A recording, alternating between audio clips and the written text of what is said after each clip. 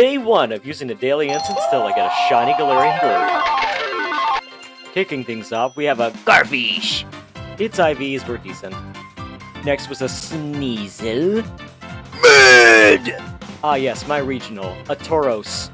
Garbage! And a Clauncher. And another Sneasel. Ooh, and a Coughing. This could be a Ditto. Dookie Fart. Is it Patrat or Patrat? Let me know in the comments. Sneasel the third. Come on, Coughing. Be a Ditto this time. Garbage. We have a Clam Pearl and... Oh! Let's go! First episode in the shiny? It's pretty garbage. Now, I'm not gonna bore you with everything else I got. So here's the rundown. So of course you just saw the Frillish. Then a Murkrow. Then a Swellow, which was the only variety of this incense that was shiny. A literal piece of trash. IVs speak for itself. Cranidos, which I guess is rare. Another one. And a Machop. Jellyfish. No step on Sneck.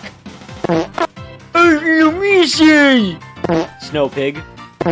Another Clam Pearl, but not shiny. The brand new Nickit. And a Shelmet. And a Ducklet. Garfish! Garf! And here's the rundown.